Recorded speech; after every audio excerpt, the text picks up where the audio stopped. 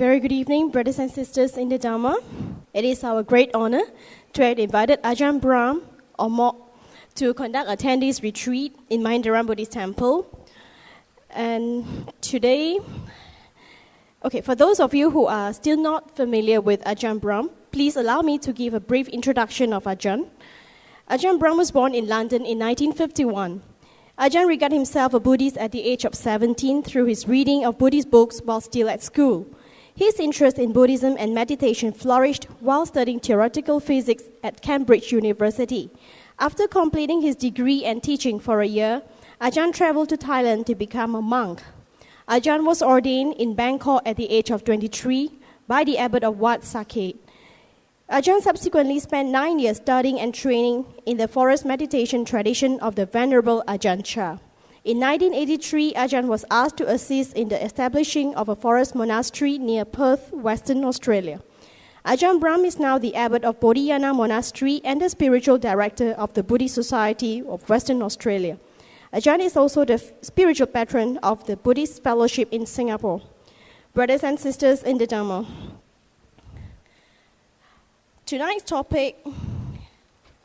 Tonight Ajahn will enlighten us on the topic, bringing Buddhism into the 20th century. It's supposed to be 21st century. Oh. That was a misprint. My apology. Okay. It just actually shows that it's so hard to bring Buddhism into the 21st century. We can't even put it on the posters. So we must be in the 19th century and trying at least to come into last century. But it's true that being a monk who travels the world, and especially living in Western countries, it's a great challenge actually to bring this incredibly powerful, wonderful teaching of Buddhism and actually bring it into a form, into a manner which people in our modern age can understand, accept, be inspired by, and practice for their betterment and for the happiness of their family and others. And obviously we're being reasonably successful in attracting even younger people. And as a monk, I have to be very, very careful to make sure we're always attracting younger people. Because some of my older supporters, they're getting so old that when they die, they'll have no one to feed me. So it's important to have younger people as well. But no, that's only for fun. The point is that in some places you only find old people going to temples. And if only old people are going to temples, where's Buddhism going to be in the next 20, 30, 40 years? So it is really important to bring Buddhism into the modern age, into the 21st century. And it's very easy to do so. You don't really have to change Buddhism because the basic original teachings of Buddhism are more than applicable to the modern age. Now, for example, this practice of meditation, I hope you know this by now, that in many universities of our world, they have meditation training. They call it mindfulness studies, and now you can do a PhD in meditation or mindfulness studies in Oxford. Now, that's how popular it's becoming. In fact, those people on this retreat, you're on the cutting edge of modern research. You are the people who are not just in the 21st century, but you're the forerunners of the 22nd century. Because meditation is a training of the mind, and even though this is original Buddhism, from the time of the Buddha, he became enlightened sitting under a tree, meditating. He didn't become enlightened reading a book. He didn't become enlightened surfing the internet. He became enlightened sitting down meditating. And modern people in universities, psychologists, psychiatrists, medical personnel, they're looking into this ancient practice of things like meditation and other Buddhist attitudes to life. And you know what they're finding? It works. It was a couple of years ago that the British National Health Service were doing some cutting-edge research into one of the diseases which is affecting the whole of the world, depression. I'm not quite sure in Malaysia, but I'm sure that in Malaysia, as well as many other modern countries, depression is one of the fastest growing, debilitating diseases. And so a major health provider like the British National Health Service had to find how can we spend our limited amount of cash in the most productive way to help our population. And so they did research into 3 therapies: medication, the pills; counseling, sitting down with somebody and talking over your problems; and number 3, meditation. And this was a huge clinical trial done under the most stringent research conditions. And they published the results a year or 2 ago. And the results proved very clearly medication had no significant effect. And the drug companies were very upset, but that was the finding. Counseling, what they call cognitive therapy, had an effect. Just talking over the problems when you get depressed with another person does help, much better than the pills. But the best of all therapies was, meditation. It worked. And now, in the British National Health Service, the preferred treatment for anyone who comes into those doctors' surgeries or to those psychologists with depression is to meditate. Now this, of course, is state-of-the-art research, finding out some of these ancient practices of Buddhism actually work. And that's why in my temple over in Perth, we get many people come to learn meditation sent by their doctors. And even that little green book which you've got at the beginning of this retreat, the basic method of meditation, that is put in I don't know how many doctors' surgeries and dentists around Perth. There's a nice introduction on how to meditate. These things actually work, and they save the government so much money because depression costs a huge amount of money to the economy, to the health service, that really the government should be sponsoring these books. We're saving them money. They should even be sponsoring this retreat because they're saving the government money, because you're going to be far more healthier after coming to this retreat, and you'll be able to increase your productivity, strengthen the economy. And so really we should be getting a big grant for this retreat and even for this talk this evening. You also know that meditation was being used in British schools. I mention British schools because they're a little bit more advanced, unfortunately, than Australian schools. Because in British school, there's one school a couple of years ago, Wellington Public School, started teaching meditation once a week to every student, compulsory, no matter what religion they were. And when the newspapers found this out, they interviewed the principal, the headmaster. Said, "What are you doing this for? Are you some evangelical Buddhist? Some born-again Buddhist?" Actually, all Buddhists are born again. Because we believe in reincarnation, so you can say you're a born-again Buddhist.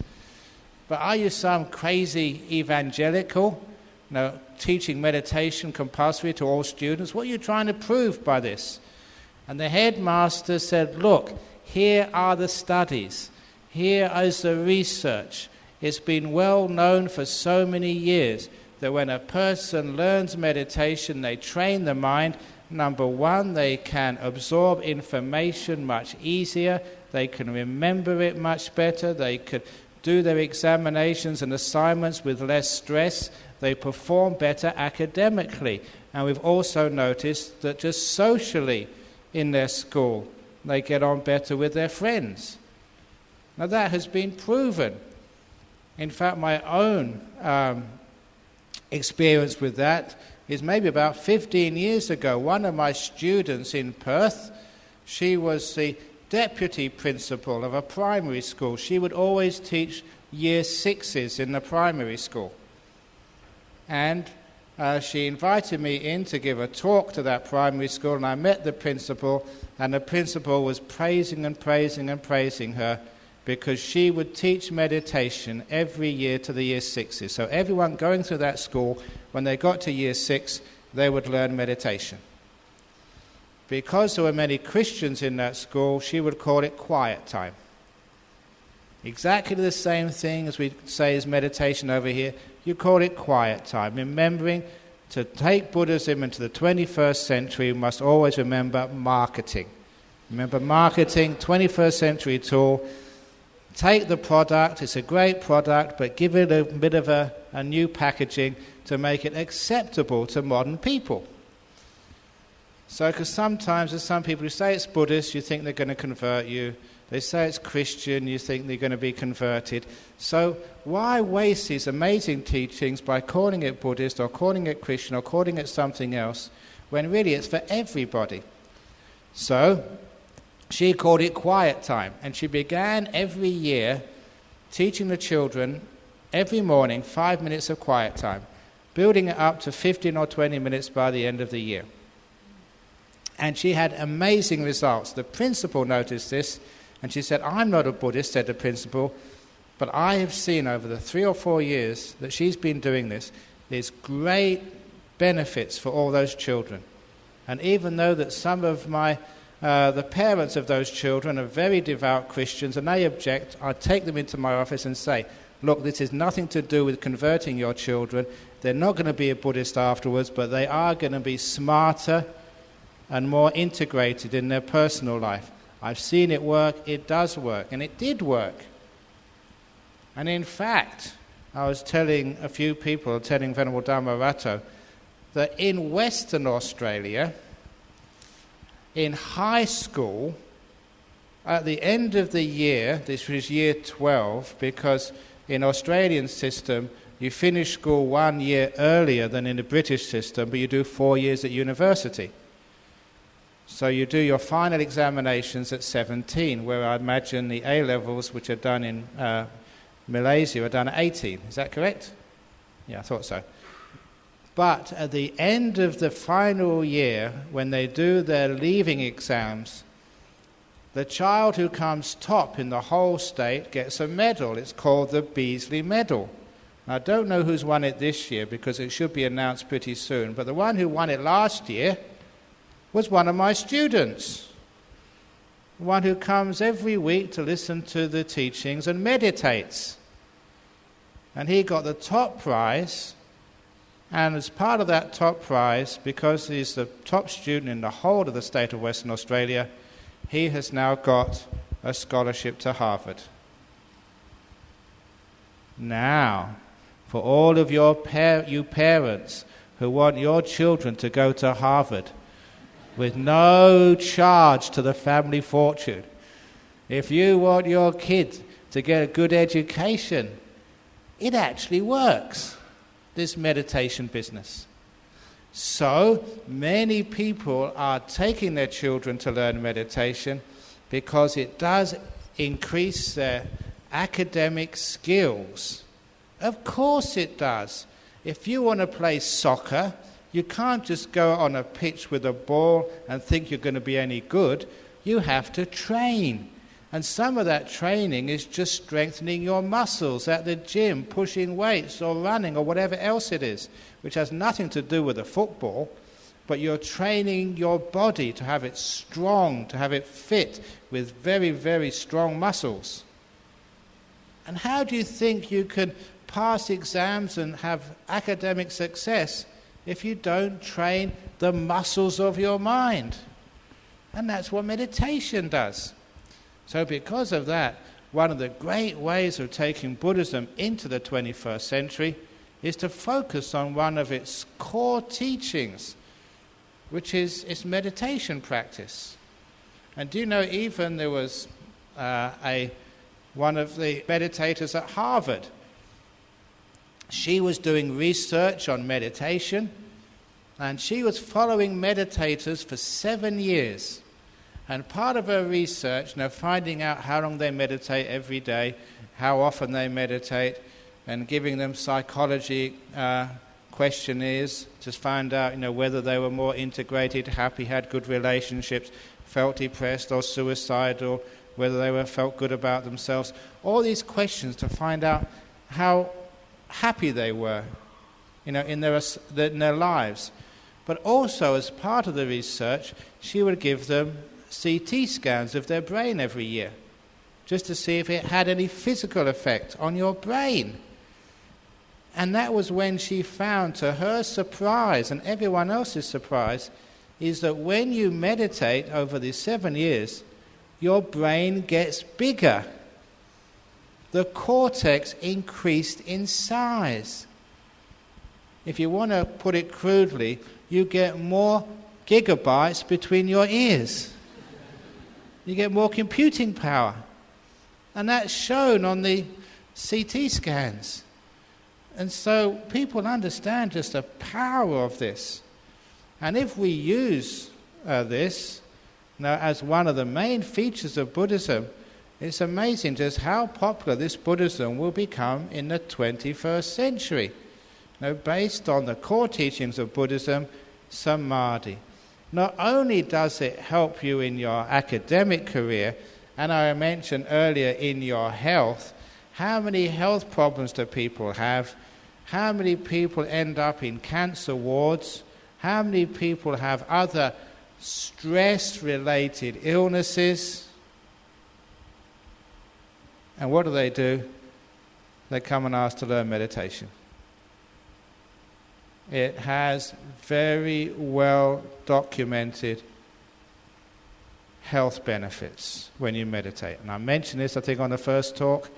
In the United States, in California, if you can write on your health form, yes, you meditate regularly, and you get someone like a monk to sign it to say, yeah, he is a regular meditator, you do get a substantial reduction in the amount of money you have to pay for health insurance. Because everybody knows if you meditate, you're healthier. So it increases your health, increases your academic performance, and when you go to work, increases your business performance as well. So I don't know how many conferences I've been to, which are nothing to do with Buddhism, which are for companies, government organizations, people who live very stressful lives in the office, and they really want to learn meditation and Buddhism. There's actually too many invitations for me to accept. And the reason why they want to learn Buddhism and meditation, because nothing else works to reduce the stress of our modern lifestyle in the office. Now, all of you who are going to go to work tomorrow morning, you know how hard it can be, how there's office backstabbing, how they give you more work than anyone can do, unless you know how to meditate. And you have to sort of really work hard to get the promotion, because it's not just getting a promotion. If you don't work hard in today's economic climate, you could get made redundant. You're given the sack. It's a very competitive time. And if you've got your own business, it's very hard to get ahead when everybody else is competing and there's very little money around right now. So those CEOs, those managers, those HR, human resources managers, they're asking, please come and teach us meditation. Can you please come? Because our office, they get so stressed out, they get so upset and angry, and then whenever they have any office politics, any bad feeling, they're wasting the company's time by arguing with each other. They should be working for the company rather than competing against each other and destroying the company's profitability. So you teach them how to meditate, and it's so easy. For those of you in the back over there who haven't learned meditation before, it's very easy. Every year I say this: how heavy is my cup? This is what I do to the CEOs to teach them how to meditate. How heavy is your cup? And some smart addicts say 200 grams. So that's not what I mean. How heavy does it feel? because the longer you hold it, the heavier it feels. If I keep holding like this for 5 minutes, my arm will start to ache. After 10 minutes, I will be in considerable pain. If I keep holding it like this for half an hour, I will be in agony and a very, very stupid monk. What should I do when it gets too heavy to bear? Put it down, stupid. You don't have to throw it away. Put it down for 1 minute. And the last time I was here, I suggested this. If you don't believe me, try it at home. Hold a cup of water for 10 minutes, and then put it down for 1 minute, then pick it up again. And you will find, it feels much lighter. It's exactly the same weight, but because you've rested, and then you pick it up, it feels lighter. Now, the meaning of that simile is quite clear to these stressed out managers. It's nothing to do with how much responsibility you have, how many projects you have. That is not the cause of stress. You can have heaps and heaps of projects. Look at what they said, what I do. I now list my responsibilities. I'm the abbot of a big Buddhist monastery in Australia, 100 acres. I also run another 140 acres retreat centre. And I actually run that and sometimes do the plumbing at the same time. And I have a big Buddhist centre in Perth, which I look after. I'm the spiritual director. And I also look after our big nuns monastery, which is only 563 acres. As well as that, I am the spiritual advisor of the Buddhist Society of Victoria and also the spiritual advisor of the Buddhist Society of South Australia. I'm the director of Wat Buddha Dhamma in Sydney, the spiritual patron of Bodhikusama Temple in Sydney. I am also the founder and vice president of the Australian Sangha Association. I'm also the director of the Brahm Education Centre in Singapore and the spiritual patron and main teacher of the Buddhist Society, of the Buddhist Fellowship in Singapore. And of course, I'm also the great friend of Mahindarama Pali School as well. I come here every year. And some people look at how much I have to do and say, how on earth can you find any time to meditate when you do so much work? And those of you who have seen me, do I get stressed out? Do I get very angry and say, leave me alone, Chao Po, no more, no more, no more? No, you don't do that. And the reason why is because, number one, you meditate, and number two, because of your meditation, because of these Buddhist practices, you can learn how to put things down and leave it alone for 1 minute. So when you pick up your burden afterwards, it's easy to carry. So for me, it's easy to do all this work. Because whenever I get tired, I put it down, leave it alone, and rest. Now your trouble is you never put anything down. Even at night time, you worry. It's a weekend. You're not working this weekend. The weekend is holiday time. But have you thought about all your business and stuff you have to do? No wonder you get stressed out. So in many corporations, they love this simile, learning how just to put things down. Doesn't matter what contract you've got to have to think about. It doesn't matter sort of all the problems which you have to deal with later on. Even if the whole company is going bankrupt, the auditors are here, the fraud squad is here, and everybody else is here, put it down for a while and rest. And if you can do that, these great Buddhist practices of meditation and letting go, you'll find that you'll be a very good CEO, manager, or office worker. Your productivity will go up, not because you work longer hours, but because you are more efficient. That's what Buddhist teaches modern people. Not working longer, because each one of you is working to your limit, beyond your limit. So the secret of success is not working longer, but more efficiently. And that's where Buddhist practices of meditation really come to the fore. So we have all these incredibly powerful teachings. Even in psychology, sometimes people have all this grief and anger. They get very, very sad, when their loved ones die. And sometimes they go to the Christians or the other counselors, and eventually they come to the Buddhists. Actually, the psychologists come to the Buddhists to learn things. That's why I was also part of the Australian Association of Buddhist Counsellors and Psychotherapists. And there's so many counsellors and psychiatrists and healers who are Buddhist. You know why? Because as a Buddhist, traditional Buddhism, we can give you attitudes and teachings which are so applicable to the modern world that they work. A simple one. For the last year, I was giving talks to disability services, to psychologists, I forget who else. And I was going along telling people an important thing to understand if you're in one of those healing professions. If you're a doctor, a nurse, a counsellor, psychologist, acupuncturist, or whatever, please understand the role of such people is not to cure your patient. If you think your purpose is to cure your patient, many times you will harm them.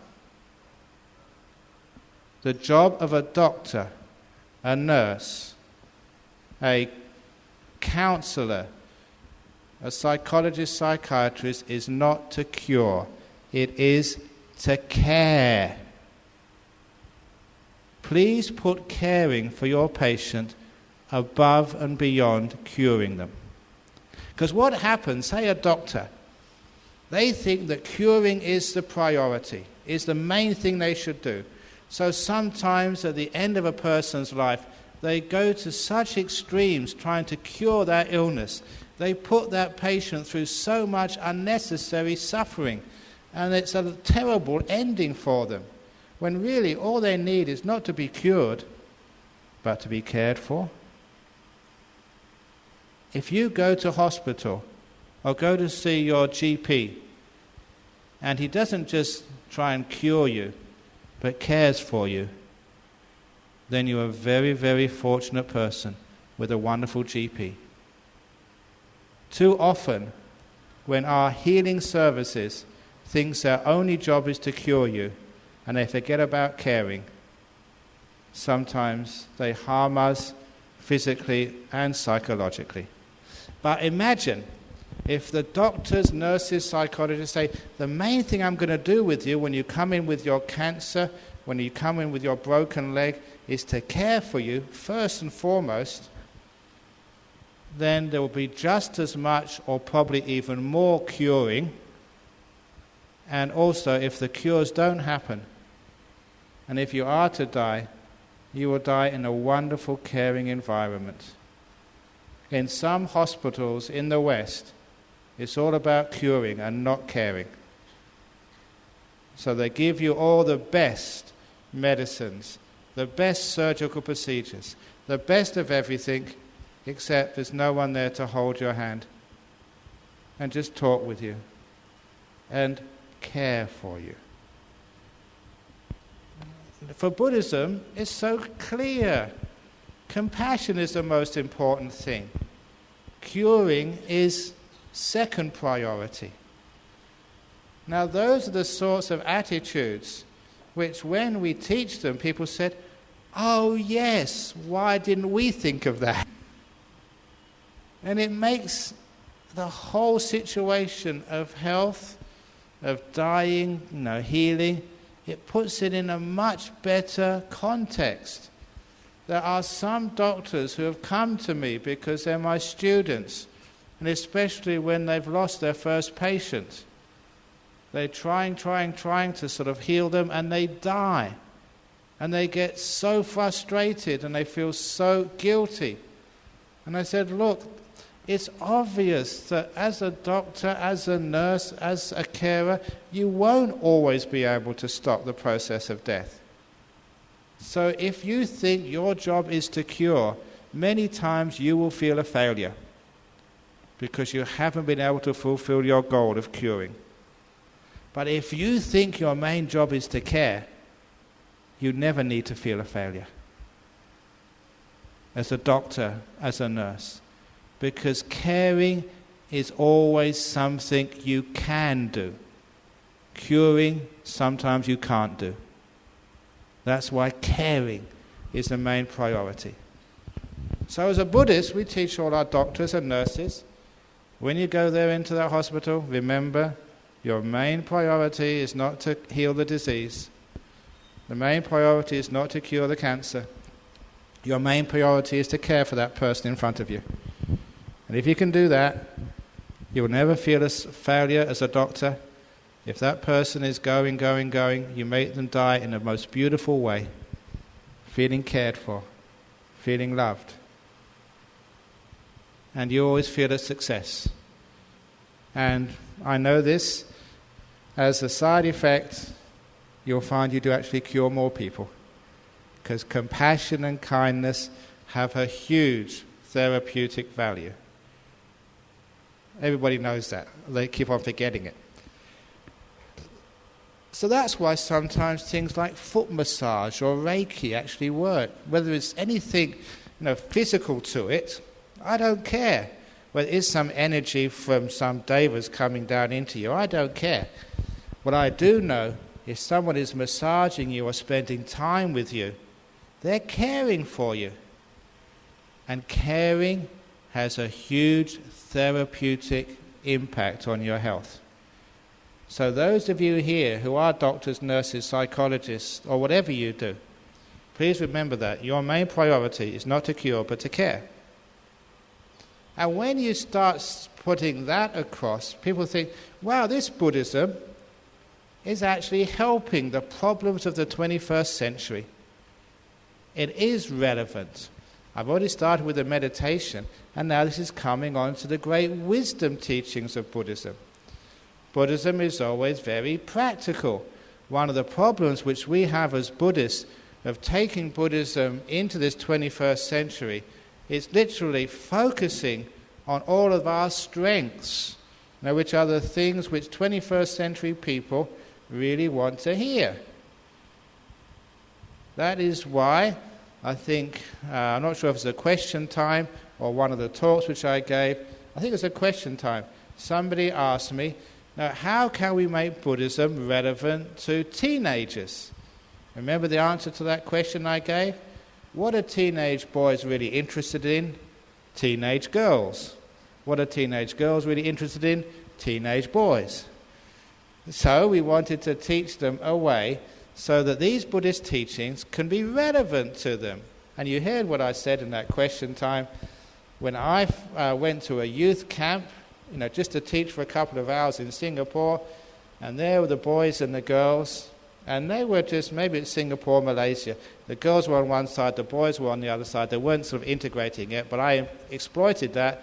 Remember, I asked the girls, what do you like about a boy? What makes a boy attractive to you? And the girl said, he's a good boy, he's virtuous, he's kind, he's trustworthy. And that was something which you don't hear in the advertisements on the TV. On the TV, to be attractive, you've got to be good looking, sort of clever, speak, really sort of good ways of speaking, and wear expensive clothes and be really tough.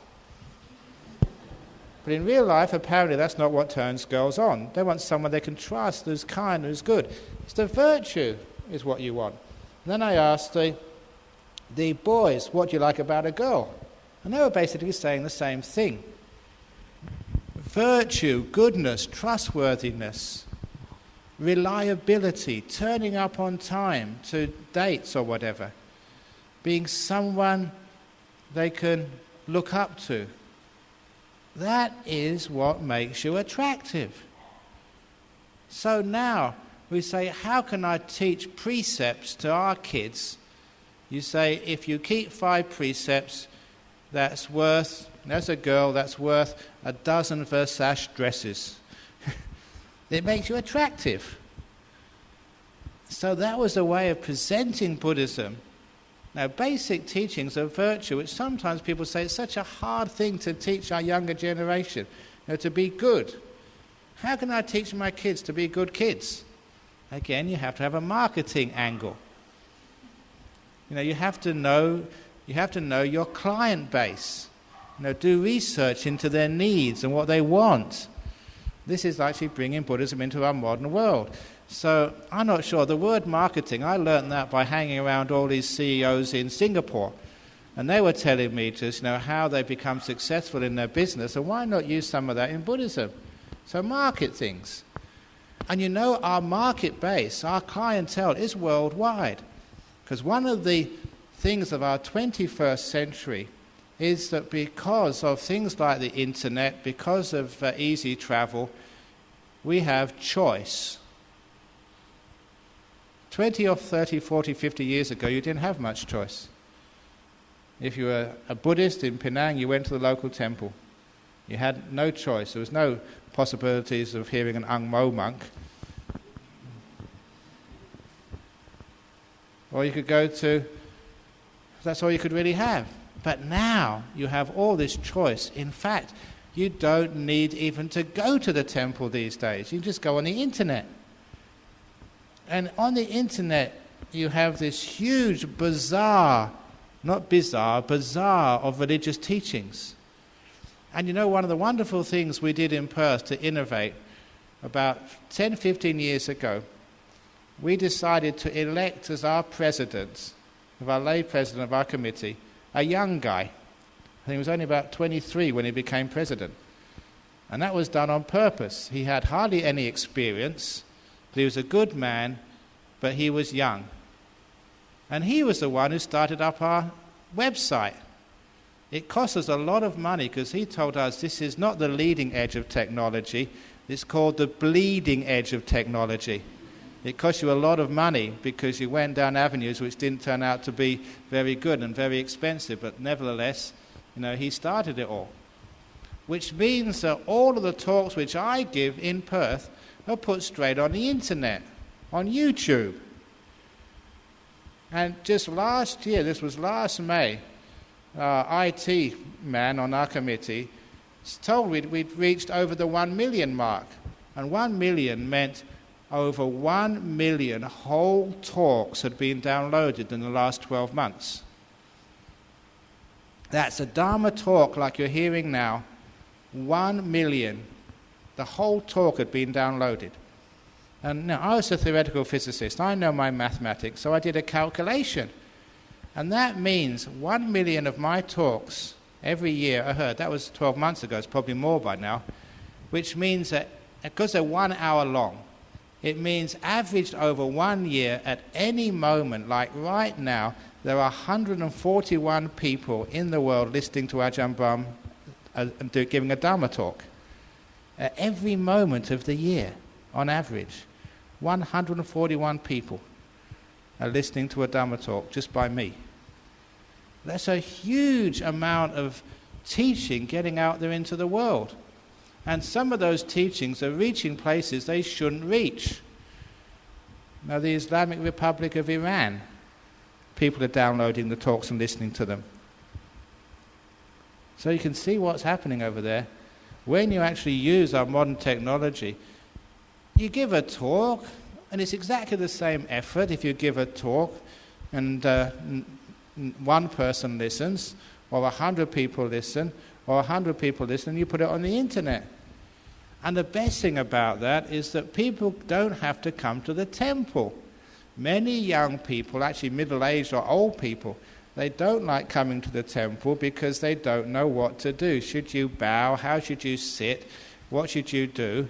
And they're always really scared when they go out of the donation box, which is always by the door when you go out. On the internet, you don't need to have donation box. And best of all, if you're actually in a hall, sometimes people feel a bit afraid of walking out. But if you're on the internet, it's so easy. You just delete, and no one knows about it. So you can listen to these things in your bedroom. You can listen to these things in your car on the way to work, and many of you tell me you do that. And because of that, you put it on the iPod, and sometimes people tell me they have about 150 talks of mine on the iPod, which means whenever they get stuck in the traffic, they can listen to a Dharma talk. Now that has had a huge effect on helping people's lives. Simple things like using that modern technology, it's so simple to do, have a huge effect.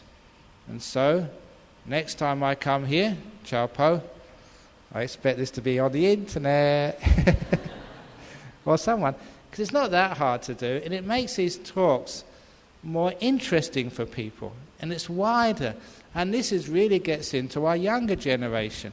And many of you parents who think, I really want my children, to get more interested in Buddhism and to become better kids and even get them into meditation. But you try getting your kids to come to the temple. No way, mum. Sometimes you have to bribe them, and that's the only way you can get them to come here. But on the internet, they love that internet. That's their home. That's their area. That's where they play around. And if you can actually teach them how to use the internet to listen to the Dhamma, it's amazing. You get these amazing kids who never go to the temple but know more Buddhism than you do. Isn't that wonderful? So by using modern techniques, modern ways, we are bringing that Buddhism into the 21st century. And what most modern people, they don't like, they're not really all that comfortable with all the ceremonies and the rituals which have accumulated in Buddhism over the year. And to be able to bring Buddhism in the 21st century, those rituals are helpful, but they need to be explained, such as why do Buddhists bow 3 times? Do you know why they bow? What's the benefit of bowing? The benefit of bowing is if you bow a lot, it exercises your tummy muscles so you don't get so fat. No, that's not also what it is. When I bow, I've got to explain to people, to bring this Buddhism into the 21st century, I have to explain, especially to Westerners, say, why are you doing that? Explain it to me. And why does it work? What's the benefit of this? And I said, when I bow, this is how I was taught by Ajahn. When I bow to a Buddha statue, for the first time, I bow to the Buddha. And to the Buddha is what that represents to me. And to me, the Buddha represents the virtuous, compassionate one. So actually, I usually bow to virtue first of all.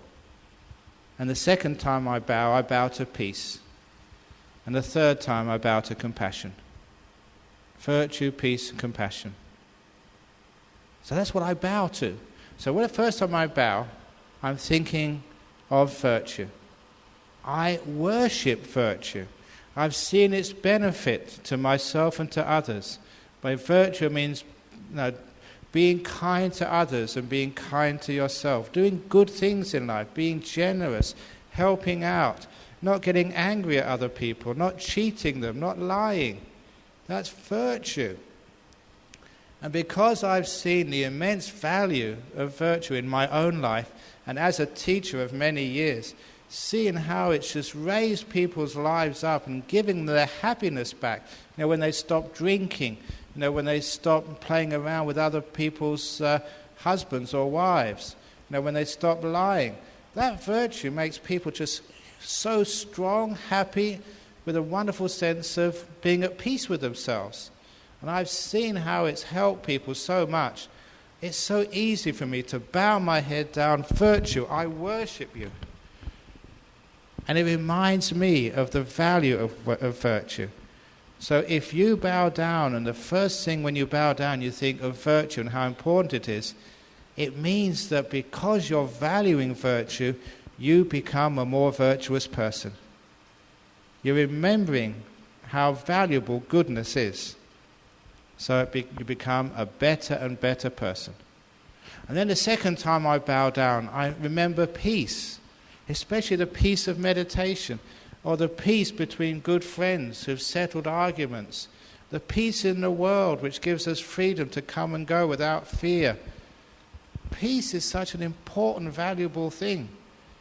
So when I bow down the second time, I remember peace. I raise peace way above my head by putting my head on the floor. Think what a wonderful thing peace is. And because I remember how valuable it is, I cultivate more peace in my life. And whatever peace I have, I care for it and guard it like a valuable jewel. And wherever I see an opportunity to make peace in this world, I will work as hard as I can to create that peace. Why? Because I bow down so many times remembering the importance of peace. And of course, third time, I bow down to compassion, to kindness, to metta. And I love metta. I value it so much. And each one of you just know its power. Know if kindness, compassion, it binds communities together. It binds people together. You know, before I became a teacher, I always remember, again, Ajahn Chah's advice. Because he told many of us, he said, if ever you become an abbot or a teacher, he said the most important quality you have to cultivate is kindness. If you're going to be a leader, the head of a family, the CEO of a business, or the leader of a Buddhist community, wisdom, experience, that's nowhere near as important as your kindness. And he taught me the importance of compassion. So if I've been successful in building up Buddhist communities in Australia and abroad, it's because of that great advice from my master Ajahn Chah. Make compassion the most important part of your leadership. So I worship, I've seen the results of kindness and compassion. And it's one of the most beautiful and sacred things you ever see in the world. Whether you're a Muslim, a Christian, or Buddhist, whoever, compassion shines wherever you see it. And that's why I bow down to compassion. And when I bow down, I remember the importance of compassion. It helps me become a more compassionate person. So every time I bow down to 3 times, I do it to virtue, peace, and compassion. It means I'm strengthening those qualities in myself. And I bow down again, they get stronger because I remember their importance. And that means a little ritual which sometimes people do automatically becomes a training for me. I can see the benefit of it. I'm mindfully remembering those qualities and they grow, stronger and stronger. So you see, you're taking this Buddhism, which you may have bowed so many times and never understood why the hell you're doing it. Now you know why.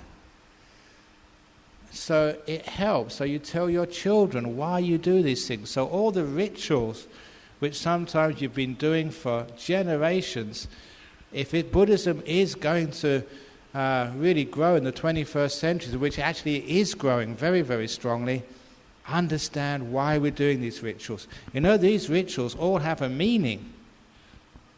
That's why they've been there for such a long time, but we've forgotten those meanings. So you have to let everybody know why we do these things. And then when you understand why, these are brilliant teachings. And you can see that all the things I've said so far are practical. They make people better people. They give you more harmony in your family, more success in your business, more health in your life. So the religion is not just being some theory of what's going to happen to you after you die. It's going to be something which affects everybody's daily life in a very positive way. And as I said, our modern world has choice. Just because you were born in Penang, it doesn't mean you have to be a Buddhist. Just because you're born in London doesn't mean you have to be a Christian. Now we have this wonderful choice in our world, and people do exercise that choice. And they have the opportunity to read and see things from other religions. Recently, that one of my followers in Perth, he's only about 24, 25 years of age, he told me that, he's now a confirmed Buddhist, but his younger brother is a Catholic. and his younger brother was going to confirmation when he's being confirmed into that religion. So it doesn't matter that this guy is a Buddhist, his younger brother is a Catholic. If it's a big day for his younger brother, he wanted to go to support his younger brother. So he went to the church as well. And as soon as the priest saw him, he said, I don't care if you call yourself a Buddhist, if you're coming to this function, you have to go to confession first. And he thought, is there anything wrong with going to confession as a Buddhist? Of course there's nothing wrong. So he went into the box. They have this box with, the person doing the confessions on one side, the priest is on the other side. So he went into the box. He was a Buddhist, but he didn't mind. He could confess anything. But before he could confess, he looked in at the priest. And so the priest, who was waiting for the next person to come in the box, he was reading a book. And he looked over just to see what book the Catholic priest was reading. And he looked over and saw it was called Opening the Door of Your Heart by Ajahn Brahm. It was my book. So you see, this is our modern world. Catholics read Buddhist books. We all read each other's books. So we can all have the wonderful thing of choice. Now, if you're going to be able to compete, and it really is like, competing in the market of religions, and that's basically what it is. Because when you've got choice, you've got so many products on the supermarket shelf, Catholicism, Anglicanism, Jehovah's Witnesses, Islam and all the different brands of Islam, Buddhism, Mahayana, Theravada, Vajrayana, Sufism, Zen, free thinking. You think, gee, what am I going to choose? So there's no reason why, we can't actually make that Buddhist brand far more popular. Because, as people in Singapore have been telling me, our product is such high quality. But for many years, where we've been lacking is the marketing.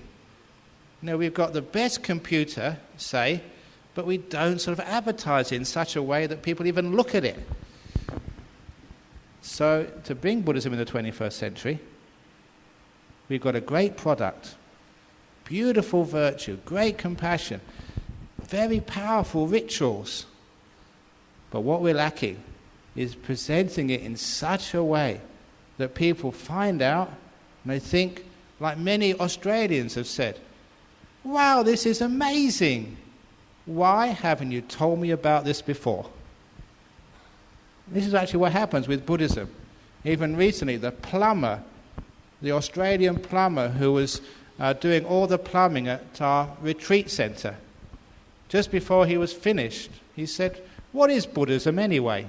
He'd been working to build a Buddhist retreat centre. He wanted to know what Buddhism was. So we gave him a copy of Opening the Door of Your Heart and also Introduction to Meditation, or the basic method of meditation. 3 days later he came back and said, I just realised I've been a Buddhist all along, but no one told me.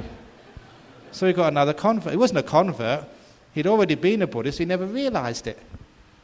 And there's so many people like that. So really there's a huge number of people out there in the world, even here in Penang. If they could hear good Buddhist teachings, they would think, wow, I want to go do more of this. This is the product for me. This is the path I want to go on. It's practical, it makes sense, it's kind, it's inspiring. Yeah, I want more of that. And that is what's going to be taking Buddhism into the 21st century. We don't need to change the teachings. They're great already. It's just marketing it. We don't need... One of the other wonderful things we can do is, I mentioned yesterday, all this so-called division between the different types of Buddhism. For me, and I'm sure Kai-Si will agree, that's just ridiculous. The divisions are just... We wear different colour robes and that's about it. And so it's wonderful to take Buddhism into the 21st century for all our different traditions, Mahayana, Theravada, Vajrayana, to all come together we share so much which is in common, that we can stand up here on a stage as a common front. Not like Catholics and Anglicans and Jehovah's and Seventh-day Adventists and all these other different sects of Christianity. But Buddhism actually can show its harmony. One Buddha, one Buddhism, together. What a wonderful statement that is making in our world. A powerful statement to bring Buddhism into the 21st century. Theravada can't do it by itself. Mahayana won't be able to do it by itself. Tibetan Buddhism won't be able to do it by itself. But imagine if we all really came together, big time. Yeah, then we can do it together. We can make a wonderful statement. There is only one Buddha. And the Dhamma, who's got it right? Mahayana, Theravada, Vajrayana? Which suttas, which texts are the most authentic teachings of the Buddha? The truest teachings of the Buddha? And the answer is the sutra which you read in here. The text in the heart. That is the most accurate one. And that's the one all our traditions share. So that's how we can take Buddhism into not the 20th century, 21st century. Thank you for listening.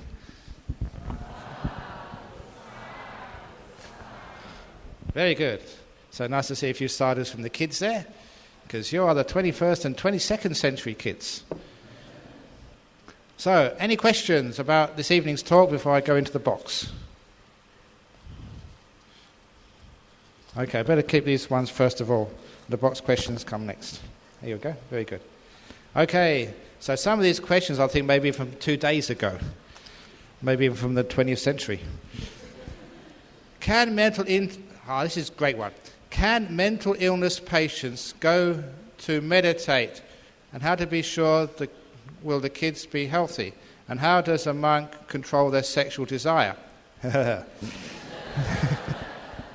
First of all, with mental illness, and actually it's the same question because sexual desire is a mental illness. No, it's for mental disease. I've never mentioned this, but a lot of the time when I've been speaking recently is on the Buddhist approach to mental illness. This is in Australia because I gave one talk, people liked it so much they invited me to go and give all these other talks. Because with mental illness, in Buddhism we say there is no such thing as a person who's mentally ill. There's not a person who's a schizophrenic or who's psychotic. Such people don't exist. What there is a person who suffers schizophrenia. There is a person who has bouts of psychosis. Because anyone who is in this field knows that a person is not always manifesting that behavior which we call psychosis, or even depression, or even Down syndrome. What there is people who exhibit these. And if you look upon a person and say you're a schizophrenic, then there's no possibility of doing very much. If you look at that person, you're a person first. You're much bigger than this. Schizophrenia is only part of you.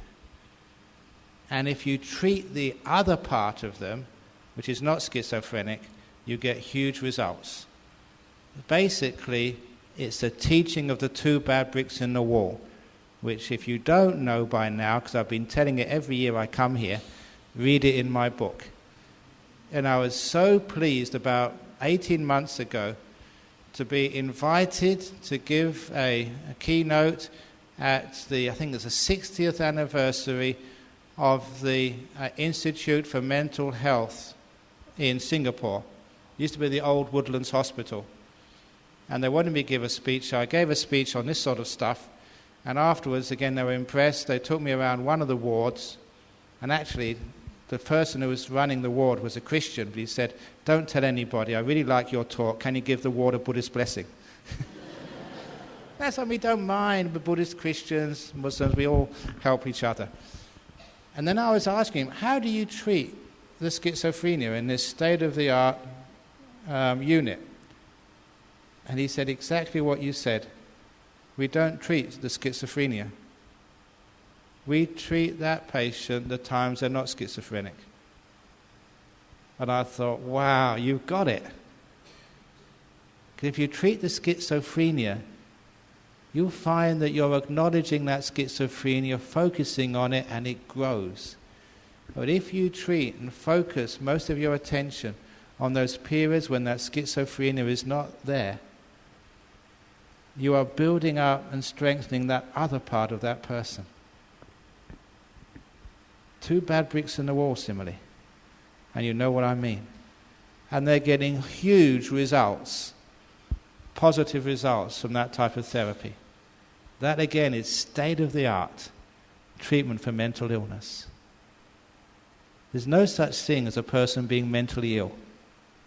That's not the whole of them. They're not permanently mentally ill. They're a person who suffers bouts of mental illness. So remember the other part of them. Not just the mental illness, the other part of them. And if you focus on that a lot, you solve the problem. And as for monks and their sexual desire, control their sexual desire. First of all, you look, sexual desire, what is that really all about? A lot of it is fantasy. That's actually why we have holy water. You know, sometimes that, I was asking about some of these rituals. You see even down below there, the priest every lunchtime sprinkles people with holy water. So what the idea of that is, because sometimes you get girls, very pretty girls, come with all their makeup. When I sprinkle holy water, I sprinkle lots on them. So all their makeup starts to drip off. So you see what they really look like, and that's the end of your sexual desire.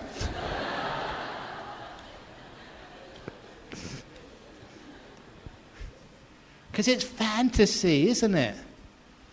Look, if you really want... look, for you young men and young women, or maybe even older men, older women who haven't learned better by now, if you're going out with, a member of the opposite sex, where do you go? You take them out for dinner, don't you? If you've got enough money. You take them out into, what's romantic? A candlelit restaurant. Isn't that romantic? Or you might take them to a nightclub. Or you might take them, if you're in the West, it's always romantic to have a walk by the river under the moonlight. That's really romantic, under moonlight. Now, a long time ago, I figured out why these places are romantic. What's common between the candlelit restaurant, under the moonlight by the river, or in the nightclub? All of those places are dark. Because in the darkness, you can't really see what you're falling in love with. No one ever falls in love in the middle of the day under the bright sunshine. Never. You invite your darling sweetheart to go for a walk in the middle of the day. It's not romantic. You have, instead of the nightclub, ask the nightclub owner to turn all the lights up bright. That's not romantic either. No one ever fall in love if we did things like that. So you can see that sexual desire, a lot of it is fantasy. So as monks, we always turn the lights up. And then we don't have sexual desire. Okay. Does our dreams have any meanings? I've been having different unpleasant dreams for the past few weeks. Is it a sign of something bad is going to happen? No, it was a sign. It was a sign you're going to ask this question. And you see, it's worked. You've asked this question. No, that sometimes people have good dreams, sometimes people have bad dreams. And most of those dreams have no meaning whatsoever. They are just dreams. That's why we call them dreams. They're not real. But if you think they have some meaning to them, then that's where you sometimes, if you really think they have a meaning, that something bad's going to happen to me, something bad's going to happen to me, something bad's going to happen to me, then something bad does going to happen to you. It's called wish fulfillment. If you believe those dreams, then of course you make them happen. So, have you ever dreamt of falling in love and marrying a beautiful guy or a beautiful girl? And what happened? You married your wife. You married your husband. It didn't work out, did it? Quite the way you expected. So all dreams, again, that's when, again, fantasies have full reign to make you the person who scores the winning goal in the football match between Malaysia and Singapore. It makes you the great lover. It makes you the millionaire. Or it makes you the idiot if you have negativity. So all the dreams are telling you, if you have unpleasant dreams, it means you've got a bit of negativity in your psychology right now. So the way to overcome that, before you go to sleep at night, do some metta meditation. Loving kindness, may all beings be happy and well. May all beings be free of suffering. May I be happy and well. May I be free of suffering. What I do, very quick, when I go to bed at night, the last person I see before I go to sleep is me. So I say, good night, Ajahn Brahm. Have a nice sleep. See you in the morning. Good night. That's how I do loving kindness to me. And you know, when I wake up in the morning, guess who I see? It's me again. Hi. Have a wonderful day. Great to see you again. Now, that's not being crazy. That is positive psychology. You try that when you go to bed tonight. Say, good night, me. Have a great sleep. See you tomorrow morning. Bye. What should we do when we can't escape from the people who like to talk bad gossip about other people? Okay, then you can't escape when you like to talk bad gossip about other people. When they stop talking, you pause for a while. This is a great psychological tool which you'll learn in Buddhism. It's all about mindfulness. So they go, gossip. Have you heard about so-and-so, what she did? She's a really bad person. She did this, she did that. And when they finish, pause, don't say anything. Because what happens then is they've got nothing else to do but to reflect on what they've just said. This also happens maybe when your husband scolds you, when you come home from work late or something. Instead of saying, but what are you saying that to me for? I never did this. Instead of trying to justify yourself, when he's finished scolding you, pause for 20 seconds. Because he'll have nothing else to do but to reflect and contemplate on the bad speech he's just delivered. And then he'll feel quite remorseful. He's spoken so badly to someone he loves.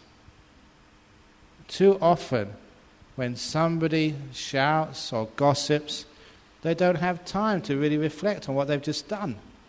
Because you go back saying something else. When their speech finishes, your speech begins. Instantly. So when they're gossiping, pause. Give them a time for them to see what they've just said. And it has amazing effect. You don't need to tell them. You just have to give them the chance to see for themselves. That's an interesting way of dealing with it. Dear Ajahn, noble silence and letting go, relaxation is very important. What I notice is those who are chit-chatting away are more relaxed than those who maintain noble silence. Are we too addicted to our habitual living? It's okay to be noble silence as long as you're not doing it like a control freak. Then it's not noble silence, it's like stupid silence. Because if you're going to be silent, you should be relaxed enough to be silent. But if you're really tense when you're silent, of course, that's not noble at all. So if you are going to be silent, just relax into the silence. And that's much more relaxed than those people who talk and chit-chat.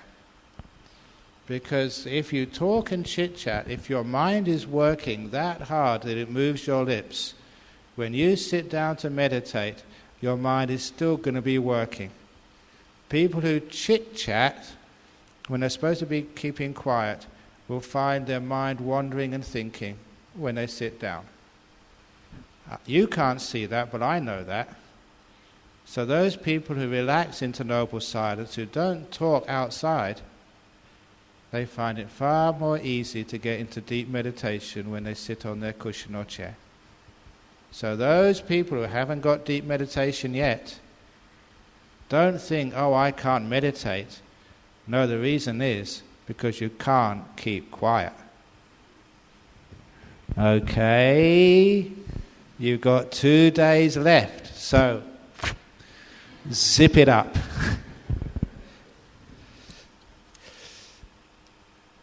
Is it only humans can get enlightened? What about other beings in other realms? Are they able to gain enlightenment? What about dogs? Can dogs get enlightened? What about chickens? Because chickens sit for hours without moving on their eggs. Can they get enlightened? What about water buffalo? If you ever look at water buffalo in Asia, they're just so peaceful. They just walk around and nothing bothers them. That's why in Thailand someone asked Ajahn Chah, look, those water buffalo are so serene and calm. Are they close to being enlightened? No, said Ajahn Chah, they're just dumb. So animals have a hard time being enlightened. But they can certainly make good karma, as I suggested the other day. But as for other beings, devas can become enlightened. That's why that sometimes these heavenly beings listening to Dhamma talks, because they too like to listen to a Dhamma talk every now and again. And sometimes a wonderful thing is said, and it works. One of those stories, and this is a great story for the lay people to listen to and for the monks to reflect upon. This is the lay follower Sopaka. Once there were these 2 monks, and they were just walking from place to place. And when it came close to the Wasa, the rains retreat, they came to this very nice place by a river. It was a very nice place to practice. But the nearest person to the river was this lay supporter, Sopaka. And as soon as she saw the monks, she invited them, please monks, stay for the rains, for the retreat. Now I'll get my husband to build you a hut each, a simple hut, and I will cook food for you every day, because I'm a devoted Buddhist and I want to help you monks become enlightened. So I will cook, and also don't waste time doing your washing your robes, leave it for me and I'll even do the washing, and I'll clean your huts, I'll do everything. So you can just meditate all day and all night for those 3 months. So the monks thought, wow, this is a good deal, we accept. So for 3 months, those monks live in ideal situation, meditating and walking, and this woman just cleaned and scrubbed and cooked for those monks. Many years later, she died, and she was reborn in the Tawa Tingsa realm. And when she was reborn in the Tawa Tingsa heaven, because she was a really good girl, a really good Buddhist, she started thinking, I wonder what happened to those 2 monks which I looked after for the Wasa. And she found them in the heaven realm below her. They were born in the realms of, I think, the 4 great kings. I forget what they were, the Yakas or Bhutas or something. But anyway, they were 1 lower than she was. So she thought, my goodness, I washed and scrubbed and cooked for these scallywag monks. They must have been sleeping all day for those 3 months, because look at me, I've got into a much higher rebirth than they have. So she went down to that realm, she found those 2 monks and she scolded them. You lazy, good-for-nothing monks, I'd expected at least you get into a higher heaven realm or be a stream winner or an arahat. After all I did for you, I would love to have 3 months just to meditate by myself, and you just got to this lower realm and I'm in a higher realm than you. What the heck were you doing? And it's interesting because one of the monks felt ashamed. And they say that he roused his mindfulness. And in Pali, mindfulness doesn't mean just being aware of the moment. It's remembering all of your teachings from the past. And that was enough to make him leave that world, I think become a once returner and get reborn in the Tusita realm. He actually got a stage of enlightenment after being scolded by a woman.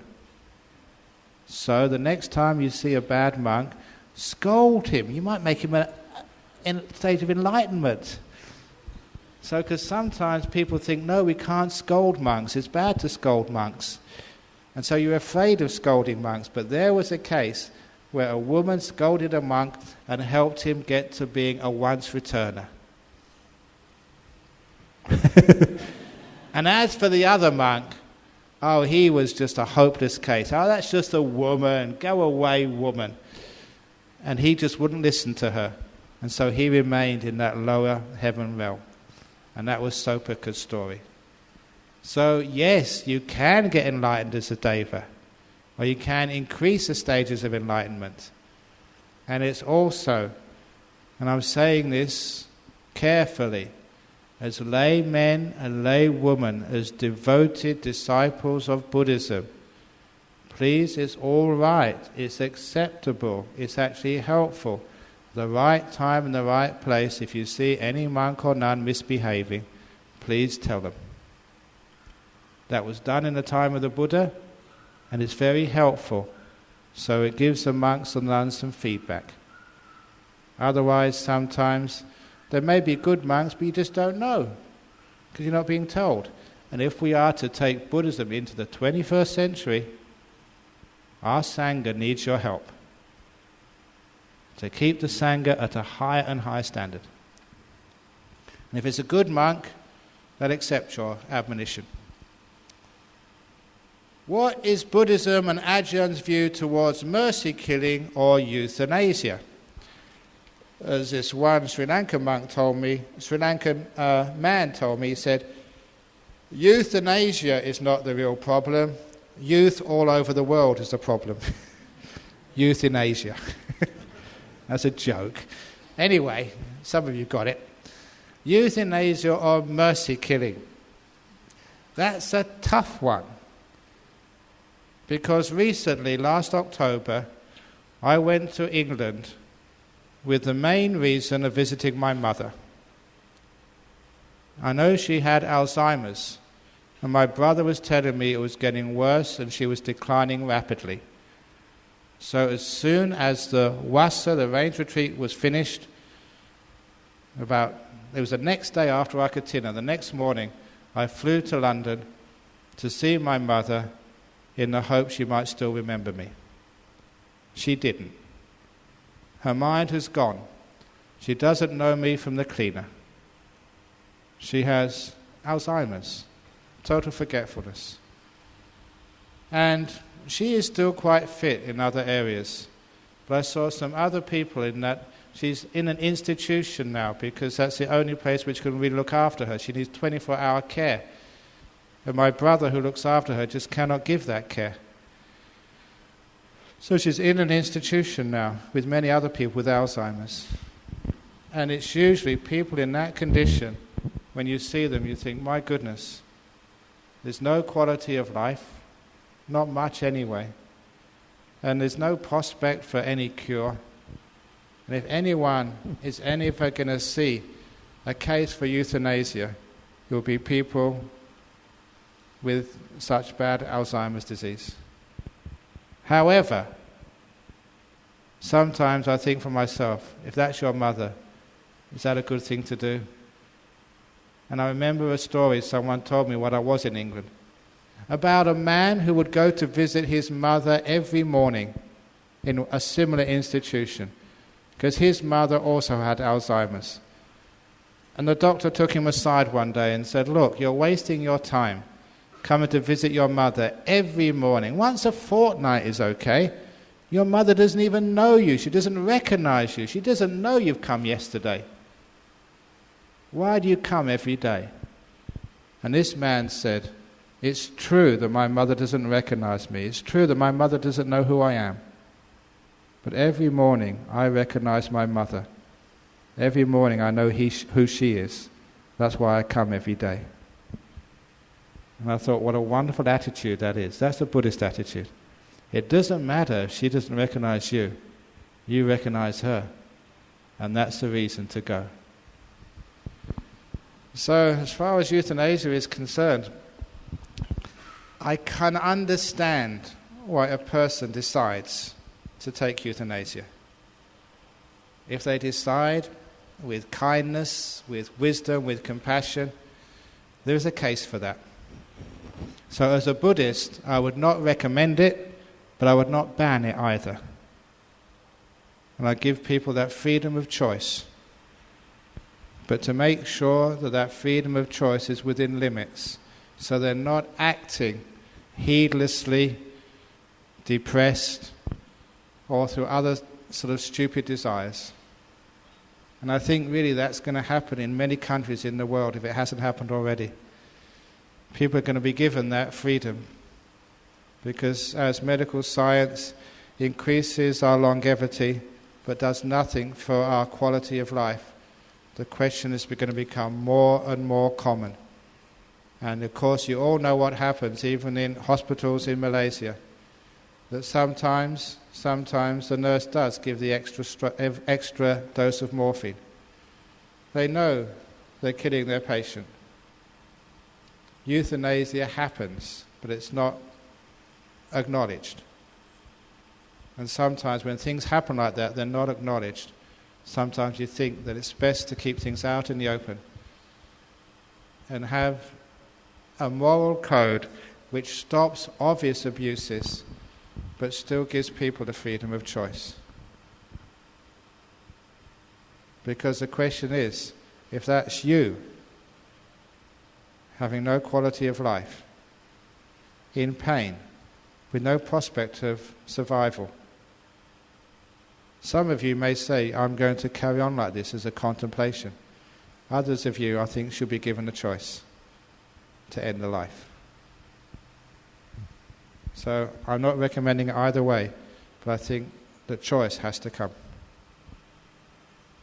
Ajahn, I am a Dharma teacher for teenagers. Could you give us a useful website where we can learn how to teach Dharma to teenagers? I think just Google in Buddhism teenagers, because there's a heap of information out there. And once you get one site, you get another site and another site and another site. Go to youth groups, Buddhist youth groups, and find out what they're doing. And the great thing with the internet, you don't have to travel to all these places to get the information. Just go on the internet and find out from different places what they're doing and how they're innovating and how it's working. So that's the way to do it, by doing research on the web. I have a good friend who is in depression. He used to practice meditation. How can we help him come out from depression? Metta. If it is very deep depression, as one psychiatrist told me, there are some depressions which are so deep, I forget what the word was, actually you do need some medication. That's the only way to come out of the deeper depressions. Well, the National Health Service in Britain was just doing the average sort of depressions. But there are some very, very clinically bad depressions where you're so deep you do need some medication, you do need proper psychiatric care to get to that stage where meditation can start to do the rest of the work for you. So it really depends on how deep that depression is. Seek the advice of the psychiatrist or the psychologist and eventually use that meditation as certainly part of the cure back to so-called normalcy. And it works. But do a very soft meditation, not the very hard vipassana where you have to get up early every morning and you have to sit, walk, no matter what, because that just makes you more frustrated and depressed. The meditation would be a very soft and easy, gentle, encouraging meditation.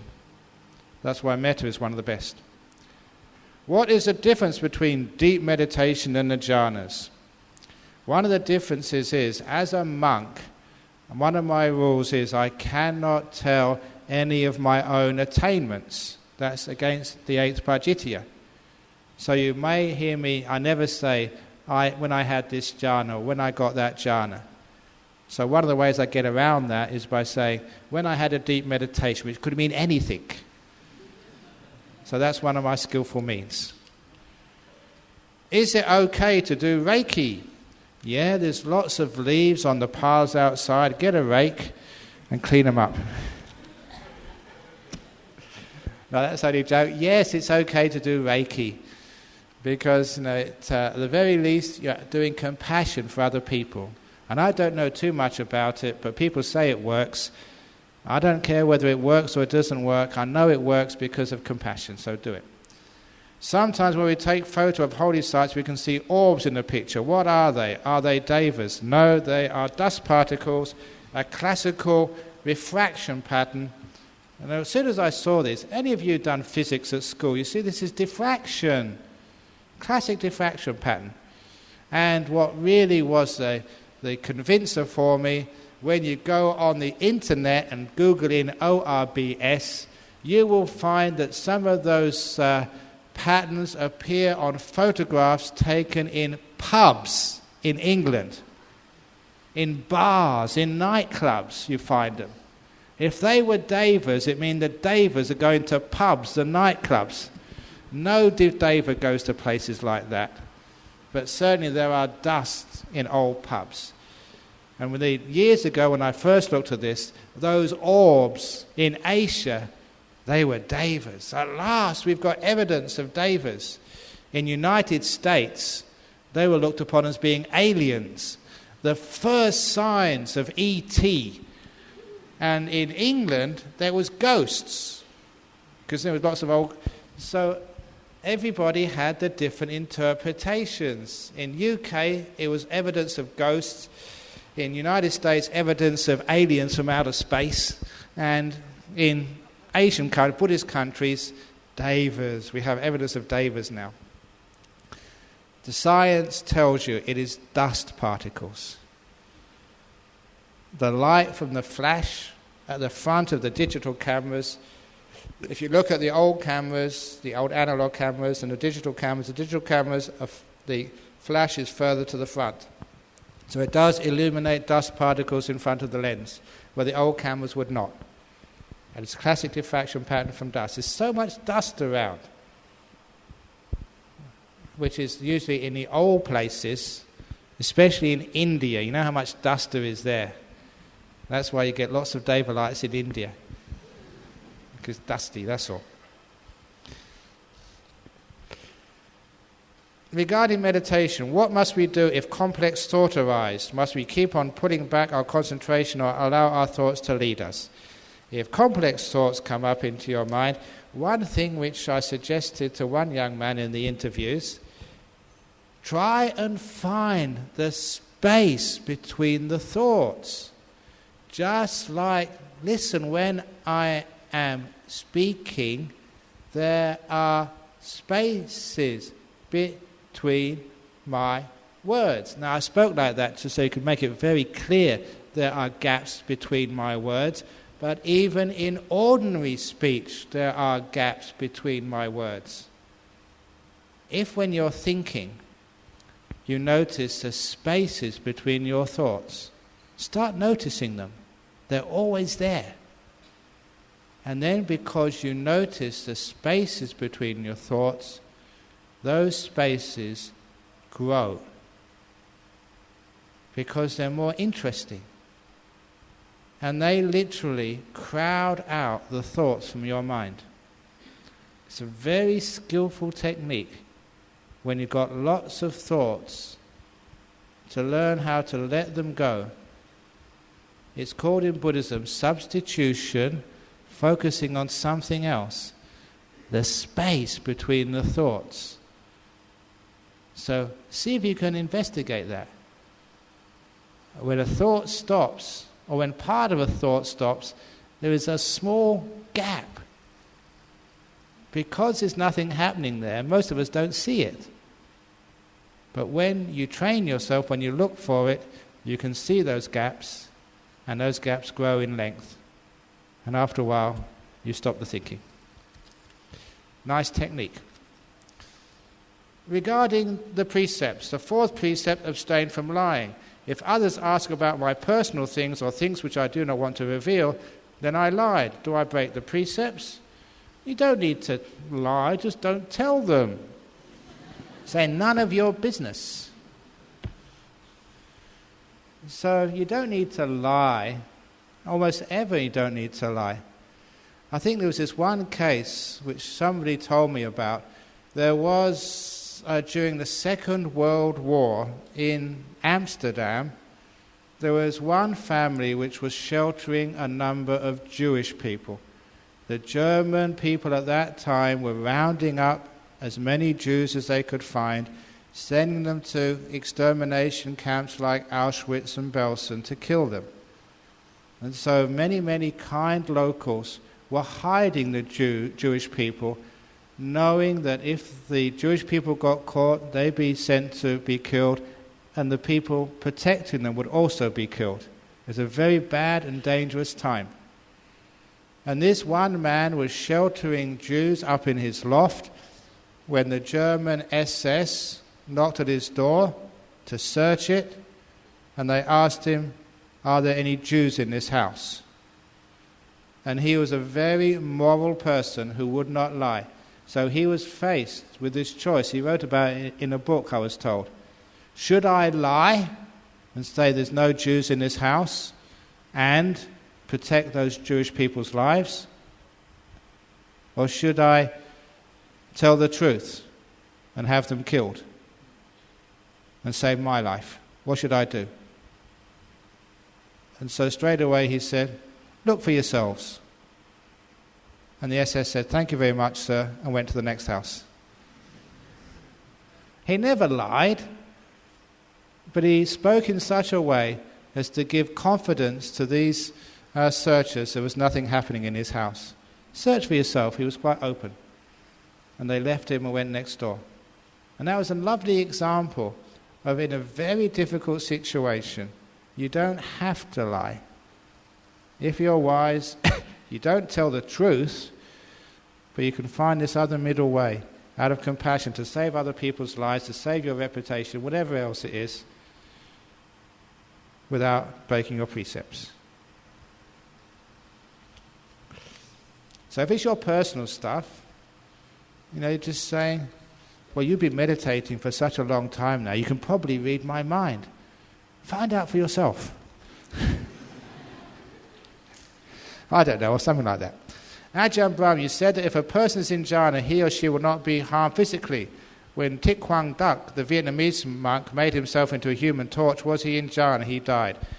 But my goodness, he sat so still. How did he do it? What state was he in? No, actually, you could see him rocking when he was burning himself. I remember that photo. He would not be in jhanas because it takes much longer than a few seconds to get into jhanas. So no, he was just holding himself still with mental control. And a very difficult thing to do. Maybe contemplating on the great pain, but he certainly was not in jhana.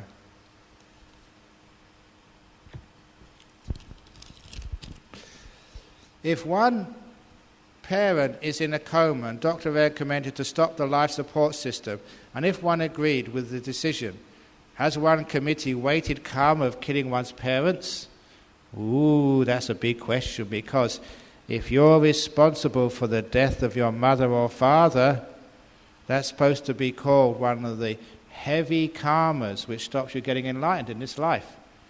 And most people say, I'd never kill my mum, I'd never kill my father, but this is a case where it might happen. There you are, your mother is in hospital in a coma, and you're the eldest son, and the doctor comes up and tells you your mother's got no hope of survival, she's a vegetable, can I turn off the machine? And it's your decision. What should you do? And again, the answer is very simple, and this is practical. We've done it many times.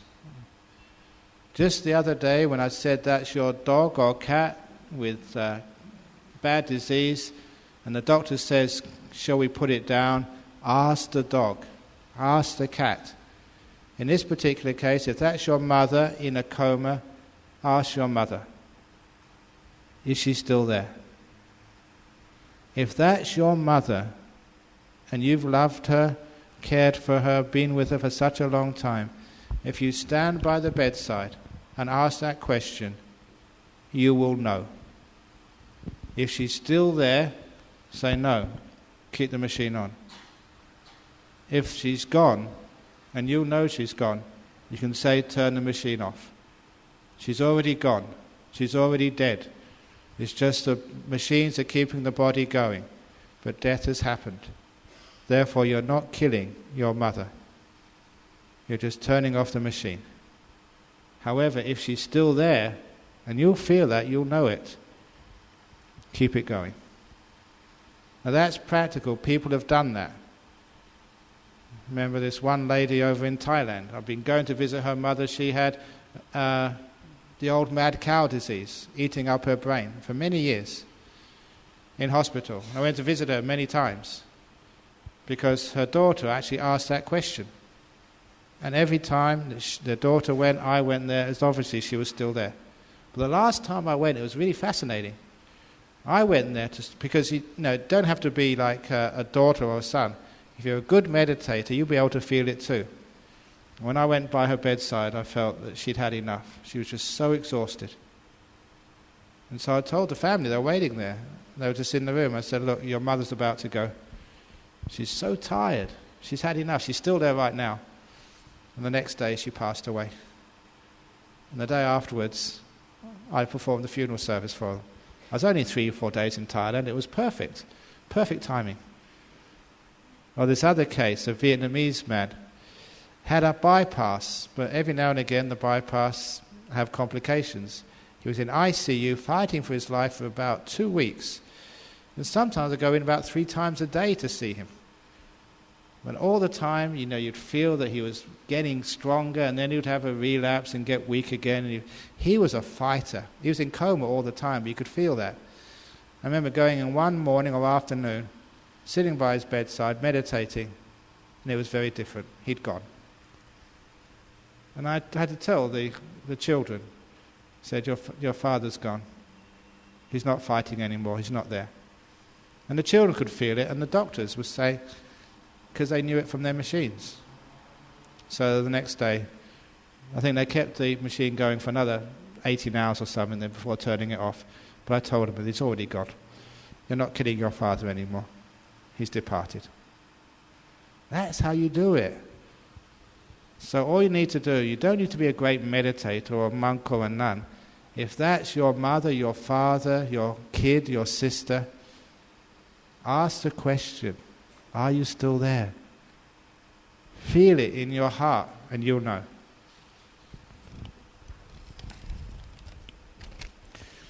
Dear Ajahn, can you kindly explain why our Lord Buddha's head looks different from all of us? Sorry to say, like just came out of hair salon. Is it because he's enlightened that he got this type of formation? Thank you.